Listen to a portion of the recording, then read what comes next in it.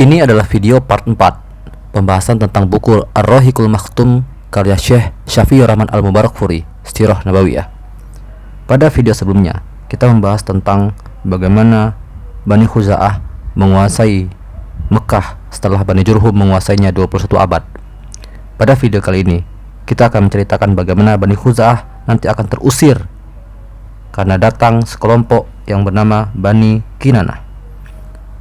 Bani Khuza'ah setelah menguasai Mekah selama 300 tahun, nanti akan meletuslah sebuah peperangan di mana Bani Khuza'ah yang telah lama memimpin atau menguasai Mekah melemah, perpolitikannya, keamanannya, militernya, dan sebagainya melemah. Qusay bin Kilab yang pada waktu itu sempat menikah dengan salah satu dari petinggi Bani Khuza'ah ini, dia pun mencari-cari lagi orang-orang yang berasal dari Bani Kinanah yang pada waktu dulu dengan Bani Jurhum mereka bersekutu. Qusay bin Kilab inilah yang nanti ketika anak dari pemimpin Bani Khuza'ah ini meninggal, maka dia yang mengambil alih kepemimpinan dari Mekah. Dan tentu orang-orang Bani Khuza'ah tidak menyetujui itu. Maka Qusay bin Kilab meminta bantuan kepada Bani Kinanah dan nantinya terjadilah peperangan. Itulah yang membuat Bani Khuza'ah pun meninggalkan diri dari Mekah. Maka Mekah saat itu diambil alih oleh Bani Kinanah, yaitu dari cikal bakal suku Quraisy. Nah, orang Quraisy pun menguasai Mekah. Pemimpinnya adalah Qusay bin Kilab. Qusay ini sangat bertanggung jawab. Dia nanti akan memimpin Darun Nadwah, yaitu tempat pertemuan yang ada di dekat Ka'bah.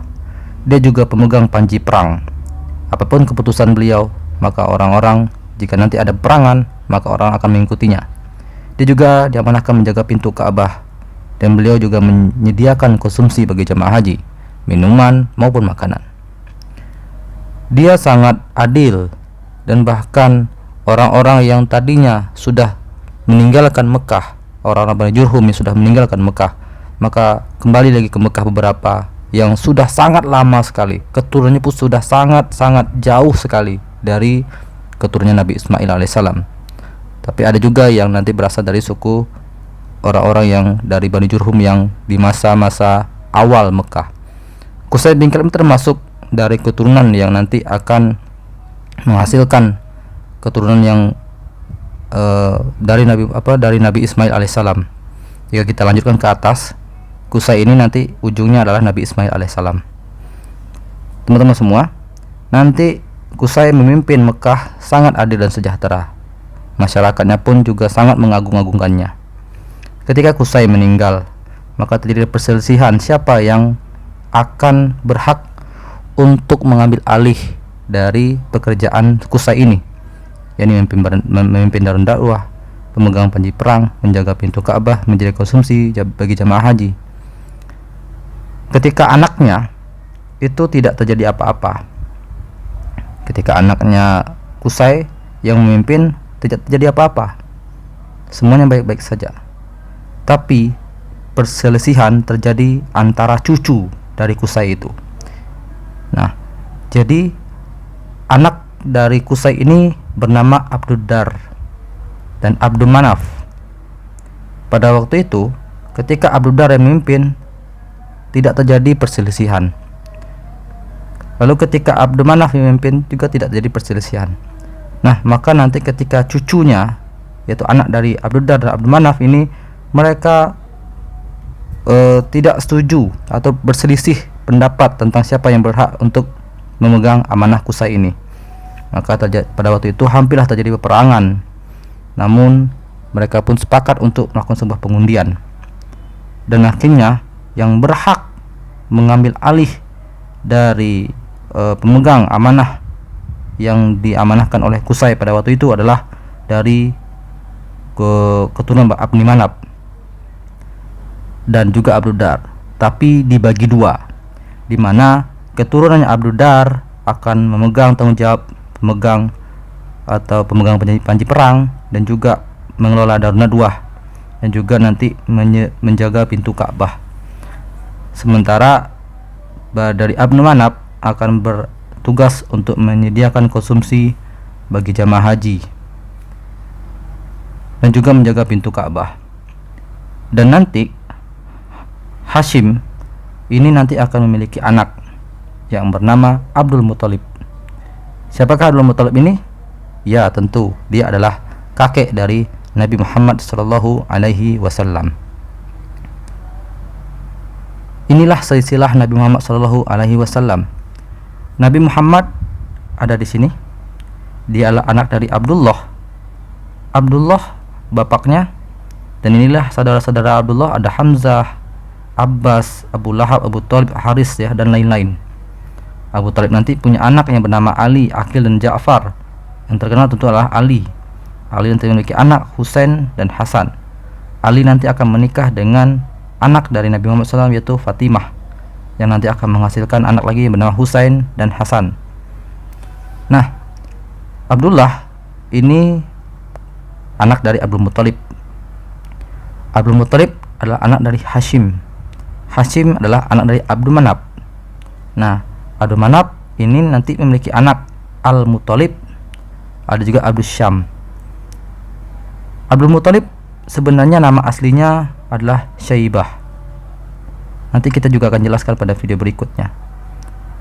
Namun ketika Hashim menikah dan tinggal di Madinah, Al-Muthalib, saudara dari Hashim ini, sudah lama tidak bertemu dengan Syaibah ini. Dan sementara Hashim sudah meninggal dunia, maka Al-Muthalib pergi ke Madinah untuk mengambil si Syaibah ini, lalu dibawa ke Mekah. Maka orang-orang pun memanggil si Syaibah ini adalah anak dari Al-Muthalib yang ini. Makanya Al-Syaibah dikenal dengan sebutan Abdul Muthalib, anaknya Muthalib yang ini. Abdul Manaf adalah anak dari Qusay, dan seterusnya ke atas, dan nanti nyampelah ke Nabi Ismail alaihi salam. Apa saja peristiwa yang terjadi di masa Abdul Muthalib? Ada beberapa peristiwa yang sebaiknya kita ketahui. Yang pertama adalah penggalian kembali sumur Zam-Zam setelah dikubur oleh orang-orang Jurhum. Teman-teman semua, ketika orang-orang Jurhum menguasai Mekah, jadi sumur Zam-Zam itu masih ada. Lalu ketika Bani Khuza'ah menyerang, pada video sebelumnya, ketika Bani Khuza'ah menyerang, maka sebelum mereka kalah, Bani Jurhum ini mengubur sumur Zam-Zam dan juga beberapa benda-benda penting yang mereka masukkan ke dalam sumur tersebut. Dan hal ini akan ditemukan di masa Abdul Muthalib. Tentu sangat lama sekali, karena Bani Khuza'ah memimpin 300 tahun, lalu muncullah di zaman Abdul Muthalib. Tentu sudah sangat lama sekali. Ketika itu terjadi perebutan antara siapa yang berhak memegang alih atau memegang kendali sumur Zam-Zam. Pada waktu itu di Mekah mereka kesulitan mencari air. Tiba-tiba Abdul Muthalib bertemu atau menemukan sumur Zam-Zam melalui mimpi beliau. Jadi Abdul Muthalib diberikan oleh Allah Subhanahu wa taala mimpi, di mana Allah menunjukkan di mana sumur Zam-Zam tersebut.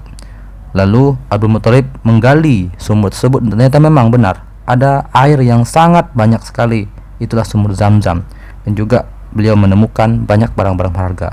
Itu yang terjadi di masa Abdul Muthalib. Yang selanjutnya adalah Abdul Muthalib itu pernah bernazar. Dia pada waktu itu belum juga memiliki keturunan, maka dia pun bernazar, jika seandainya ia memiliki 10 anak laki-laki, maka dia nanti akan menyembelih anak tersebut. Dan ternyata Allah Subhanahu wa taala mengabulkan nazarnya, dan dia memiliki anak, dan anak yang ke-10 adalah Abdullah. Maka Abdul Muthalib dia berusaha untuk menjalankan nazarnya tersebut, dan akhirnya Abdul Muthalib pun menyiapkan diri untuk menyembelih anaknya. Ia kumpulkan anak-anaknya tadi, ia berdiskusi, menceritakan bagaimana nazarnya. Karena telah saya katakan bahwasanya pada video sebelumnya, orang Arab itu sangat tepat janji. Maka Abdullah mengiyakan, karena itulah nazar ayahnya. Maka pada waktu itu banyak orang-orang yang tidak menyetujui dengan keputusan Abdul Muthalib ini. Tapi karena dia sudah nazar, mau bagaimana lagi? Maka pada waktu itu ada orang yang mengusulkan kepada Abdul Muthalib untuk bertemu dengan seorang dukun untuk meminta nasihat. Abdul Muthalib bertemu dengan seorang dukun tersebut. Maka dukun tadi mengatakan, "Hendaklah engkau gantikan dengan 10 ekor unta, dan engkau harus membuat sebuah undian." Maka dibuat sebuah undian.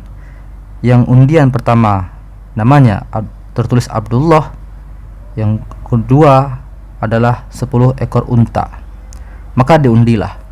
Ketika nanti nama Abdullah yang keluar, maka diganti dengan 10 ekor unta, sampai muncul undian yang 10 ekor unta ini, barulah dia berhenti. Dan Abdul Muthalib pun melaksanakan hal itu. Ketika pengambilan pertama muncul nama Abdullah, maka digantikan dengan 10 ekor unta. Maka diundi lagi keluar nama Abdullah, lalu diganti lagi dengan 10 ekor unta. Lalu dilakukan lagi hingga 10 kali, dan nanti barulah muncul 10 ekor unta. Dan akhirnya totalnya adalah 100 ekor unta yang harus disembelih oleh Abdul Muthalib untuk menggantikan agar Abdullah tidak jadi disembelih. Nah, itulah yang terjadi di masa Abdul Muthalib. Peristiwa yang berikutnya adalah peristiwa pasukan bergajah Raja Abrahah yang hendak menghancurkan Ka'bah. Karena pada waktu itu di Mekah orang ramai datang, sementara Raja Abrahah juga memiliki bangunan yang sangat tinggi sekali yang ia dirikan agar orang-orang ramai ke daerah dia. Raja Abrahah ini berasal dari Yaman, dan dia mendirikan sebuah bangunan yang sangat besar sekali untuk menandingi Ka'bah yang pada itu ramai sekali. Tentu ketika ramai, maka orang-orang banyak datang ke sana, dan tentu perekonomian akan semakin maju. Nah, maka Raja Abrahah pun dengan pasukan bergajah pergilah menuju Ka'bah untuk menghancurkan Ka'bah. Namun dalam perjalanan Allah Subhanahu wa taala menunjukkan kekuasaannya dengan mengutus burung, yaitu burung ababil. Dihancurkanlah pasukan gajah ini sehingga pasukan ini pun tewas seketika. Itu peristiwa di masa Abdul Muthalib. Peristiwa berikutnya adalah yakni ketika Abdullah wafat dalam perjalanan ke negeri Syam. Teman-teman semua, Abdul Muthalib nanti menikahkan Abdullah dengan seorang wanita yang juga dari keturunan yang baik, yakni Aminah. Dan nanti Abdullah memiliki seorang anak, namun beliau tidak sempat melihat anaknya itu. Dan itulah Nabi Muhammad sallallahu alaihi wasallam. Ketika Rasulullah SAW hampir akan muncul ke dunia ini, sebelum Aminah melahirkan, Abdullah pergi dalam perjalanan ke negeri Syam untuk berdagang. Namun di perjalanan beliau sakit. Di Madinah beliau sakit, dan akhirnya beliau tidak diselamatkan lagi dan meninggal dunia. Aminah yang pada waktu itu sedang mengandung tentu sangat sedih sekali. Dan akhirnya Aminah pun melahirkan Nabi Muhammad SAW tanpa ditemani oleh ayahnya Nabi Muhammad, yaitu Abdullah. Itulah peristiwa yang terjadi di masa Abdul Muthalib. Pada video berikutnya kita akan menceritakan tentang bagaimana kelahiran Rasulullah SAW beserta peristiwa-peristiwa yang penting yang terjadi di masa itu. Bagaimanakah peristiwanya? Kita saksikan di video berikutnya.